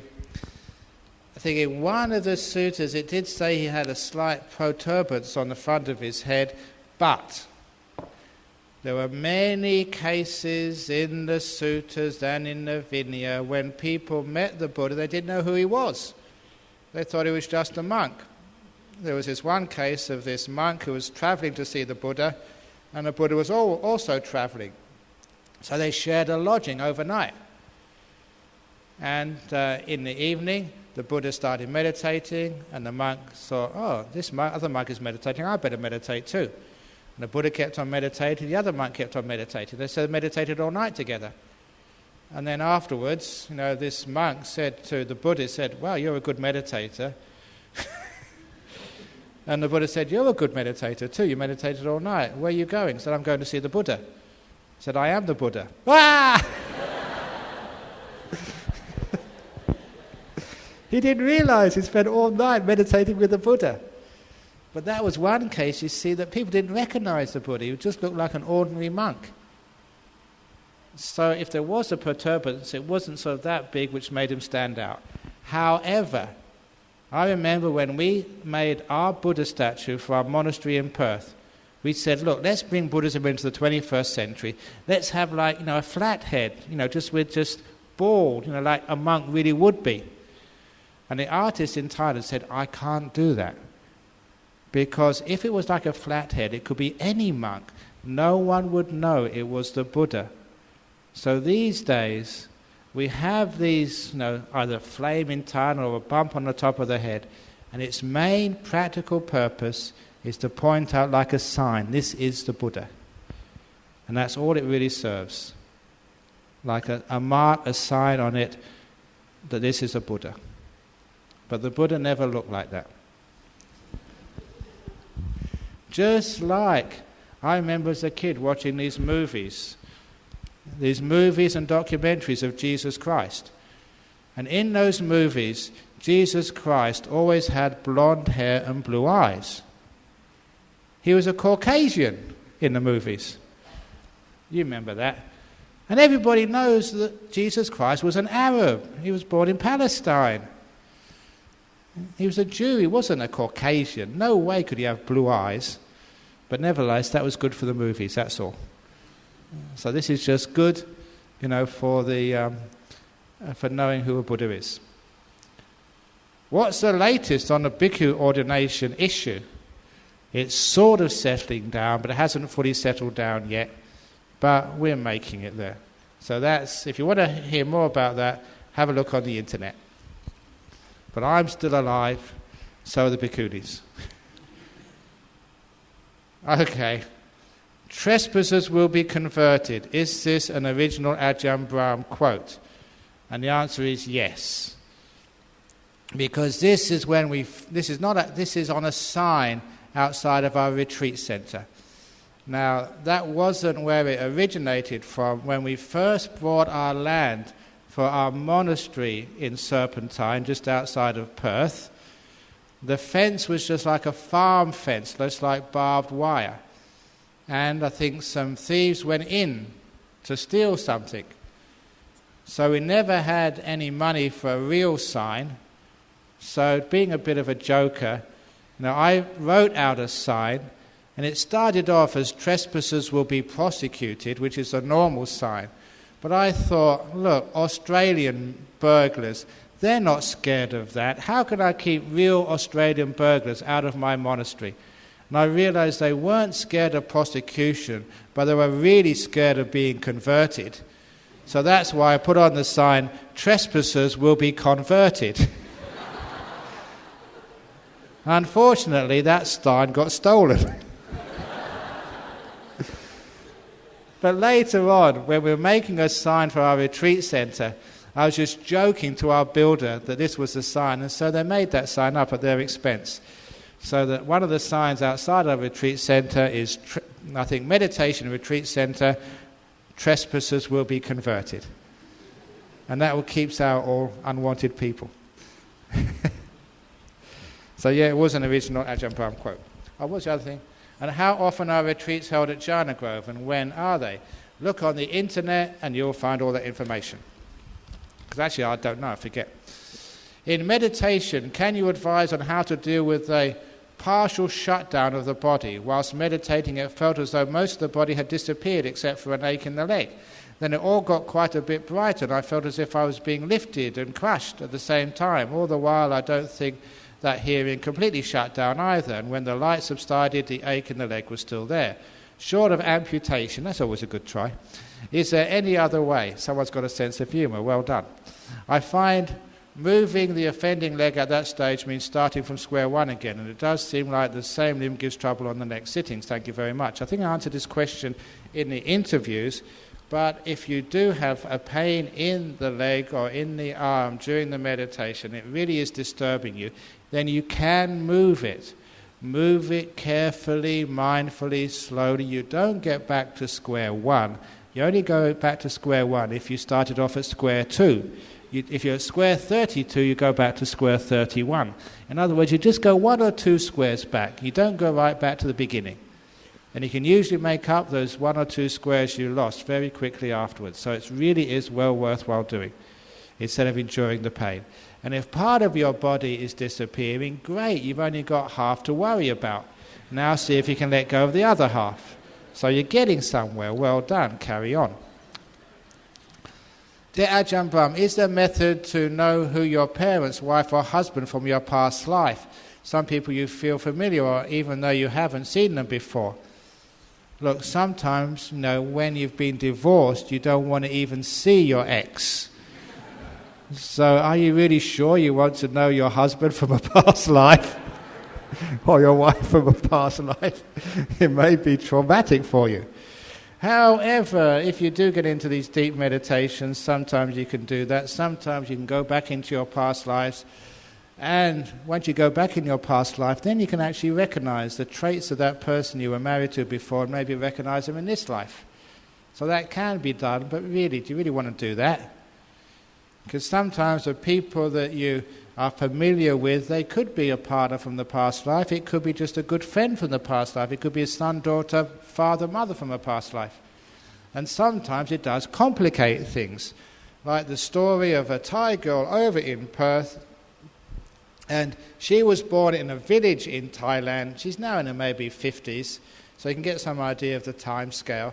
She was born in a small village in the northeast of Thailand, and as soon as she was able to speak, she had perfect recall of her previous life, which was in the same village. And her father in this life was her nephew in the previous life.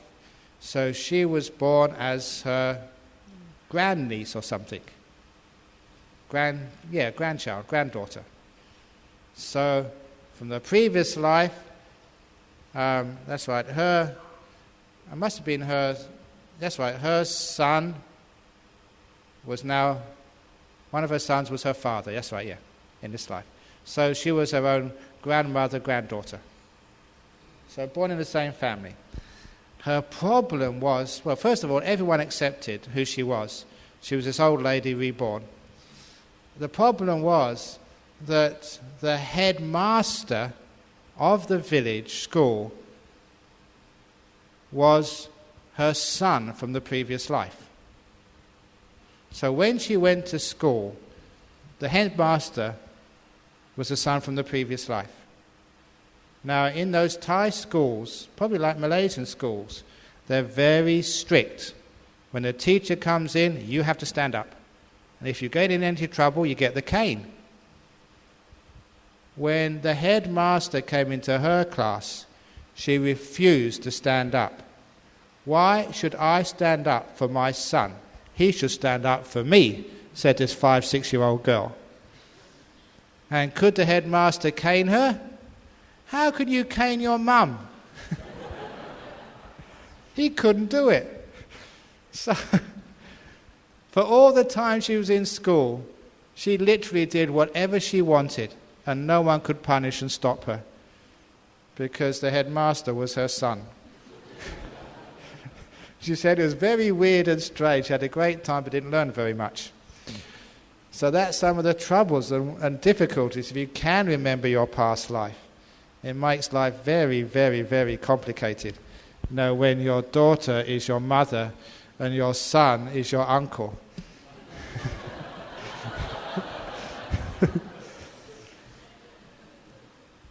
Next question. Buddhists are usually associated with meditating and chanting. You've already explained the reasons and benefits of meditation. How about chanting? Again, the original meaning of chanting was that's what people would do to be able to memorize the teachings. When you didn't have books, you didn't have CDs, you didn't have internet.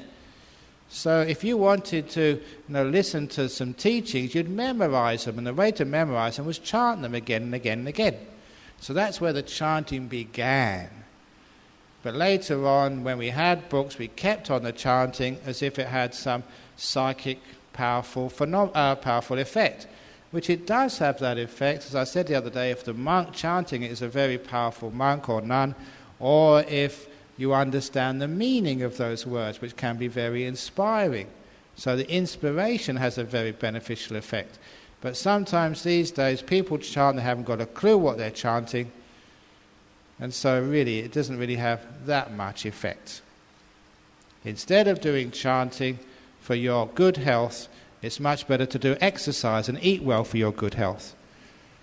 And if you want to chant so the lovely guy you fall in love with will also fall in love with you, all the chanting in the world probably won't help. It's best to go to a beauty salon, get a personality course, find out what the guy likes, and then act on that. It's probably more powerful than chanting. So be careful. Dear Ajahn, you mentioned that the Buddha said there are 4 consequences when one indulges in the jhanas: dream winning, once returning, non-returning, or full enlightenment. Are these consequences attained by natural process, or does one have to apply a tactical switch to vipassana to obtain the ultimate truth? They happen by natural result. You don't have to switch to vipassana or to samatha. There is no difference between the two. Sometimes people say you switch from one to the other, but it's a natural path. It's just eightfold path. It happens naturally, as the Buddha said many, many times. This is in Pali. Samadhi pachaya yatha bhutayana dasanang. From stillness, from samadhi, you see things as they truly are. It's a natural course. In one of the sutras in the Anguttara Nikaya, it says you don't even need to make the aspiration or to have an act of will. Once you are still, oh, may I see things as they truly are.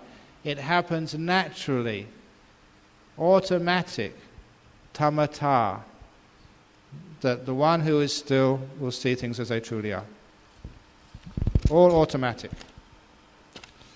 Ajahn, I tend to have both sides of my nose blocked in the morning. Sometimes I find it really irritating when I tried meditating using my mouth. What should I do? Okay, that happened to me many times because I suffered from hay fever, and so sometimes of the year I couldn't breathe through my nose, and so I thought, I can't meditate. And then I learned that to meditate you don't have to watch the nose, you have to watch the breath. And even when your nose is blocked, you're breathing somewhere, otherwise you'd be dead.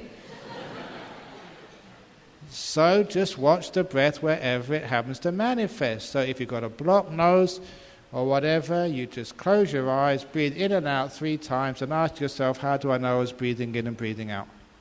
Or whatever sensation it was which told you you were breathing in or you were breathing out, wherever that sensation is located, that's how you watch the breath.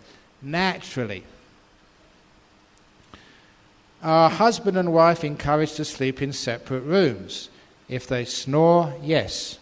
But, no, if you're keeping 8 precepts, maybe.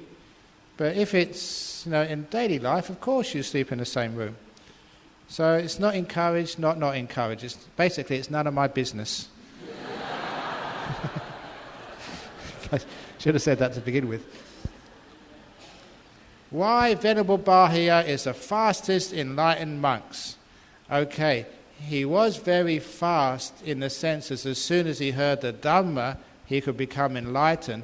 But that doesn't mention all the other preparation he'd done before he heard those teachings of the Buddha. So he wasn't really fast at all. He'd been practicing for lifetimes.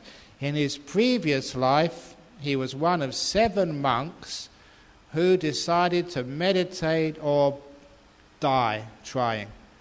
So they got a ladder, they climbed up to a peak of a mountain, and they threw the ladder away.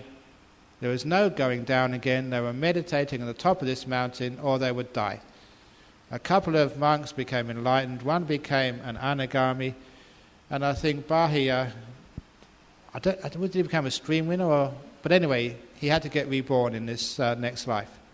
So that was his previous life. He made a lot of progress in his previous life before he met the Buddha. Could any of you do that? Are you really that willing to become enlightened? You go up, a ladder, you go to the top of the Petronas Towers, throw the ladder down and say, I'm going to sit on top of here until I die, or else. So that's the sort of person he was. So it wasn't that he came from nowhere and just managed to find the Buddha, and the Buddha taught him, and suddenly he was enlightened. There's a lot of work done before that. Since becoming a monk, are you still subject to normal types of dreams or nightmares? How sophisticated have your dreams become? I'll tell you one of my lovely dreams many years ago. I had this dream. These are the sort of dreams a monk gets. I don't mind telling you these things. I was dreaming about having this psychic battle with a Hindu. And we were flying through the air, zapping each other, flying here and zapping this and zapping that. Wow, it was like just one of these video games. But that was just because I'm a fun monk. Because I like having fun. It's only a dream, messing around. How to change the bad habits. If you want to change your bad habits, then come to this temple every time there's a talk. Meditate. Keep your precepts, and your bad habits will change. That's how we change bad habits. By listening to Dharma, to be inspired, getting all these amazing techniques, how you can change, and best of all, meditating. And that really does change your bad habits. And how to constantly practice Dharma in our daily life. It's very easy. You've got to do something every moment. So, be kind. Try and be caring. Or, as one of the great teachings in that book, Open the Door of Your Heart, says, the Emperor's 3 questions. The answer to those Emperor's 3 questions is a great way of practicing Dharma in daily life. In short, the Emperor's 3 questions is, when is the most important time? Who is the most important person? What is the most important thing to do? The when, who, and what. And when is the most important time? Now. So if you want to practice Dhamma in the daily life, make now more important. When's the best time to say sorry to your wife? Turn around and say it. When is the best time to say how much you love your parents? Now. Because the moment goes. So the most important time is now. Who is the most important person? Don't say yourself. That is the wrong answer. For those of you who've read the story, it's a great answer.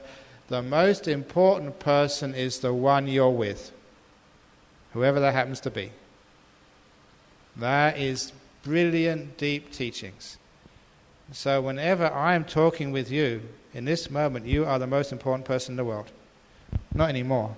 Now you're the most important. But what it means is that you're connecting with the person. I know sometimes after I give these talks, I've got good energy tonight, but sometimes after I give these talks, I sit down there and you come up talking to me and I'm tired. But if you come up to talk to me, doesn't matter how I feel, you are the most important person in the world for me. And I really try and practice that. So I think hopefully you feel that I'm really paying you attention and respecting you. That's how you practice Dhamma in daily life. Whoever you happen to be with, give them importance. So if that's your wife and you just come home from work tired, please remember, if she's in front of you, she is the most important person in the world. Don't take her for granted. If that's your son or your daughter wants a bit of your time, if they're right in front of you, they are the most important person in the world. Please give them that importance, and you'll have a wonderful relationship with your children. But much of your life, you're by yourself. When there's no one else around, that's when you are the most important person in the world. Just as I said, just before you go to sleep at night, no one else around. Now you are really the most important person. And what's the most important thing to do? To care. This wonderful saying, to care, halfway between being careful or mindful and caring, compassionate. Just what a doctor does. He cares, not cures. To care is the most important thing in the world to do. So if you can remember those answers to the Emperor's 3 questions, now is the most important time. The one in front of you is the most important person, the one you're with. And the most important thing to do is to care. Then you will know how to practice Dhamma in daily life. It's powerful, it works, and it puts all these teachings of the Buddha into a concise, easy to remember, and practical way. It brings Buddhism into the 21st century. Thank you for listening.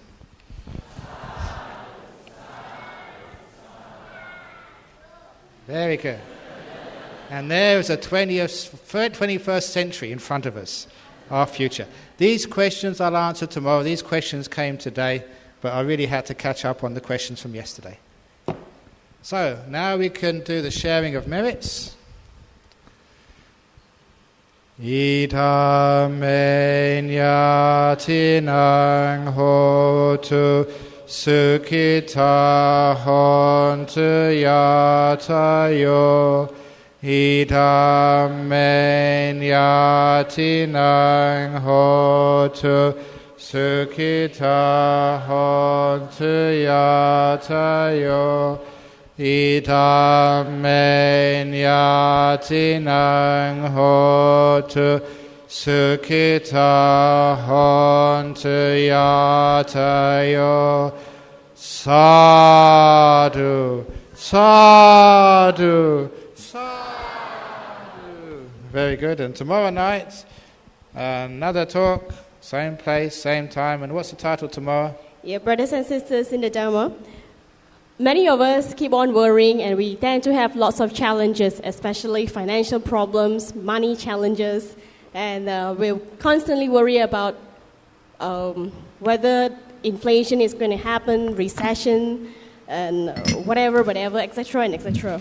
And for those of you who constantly have all these kind of worries, you must be here tomorrow, same time, same place, because tomorrow's topic is for you. That will be Buddhist economics and the credit squeeze. Aha. Okay. So, Buddhist economics and the credit squeeze coming tomorrow. Please bring your boss from work so you can learn how to deal with the problems. Good night, everybody. Have a great night.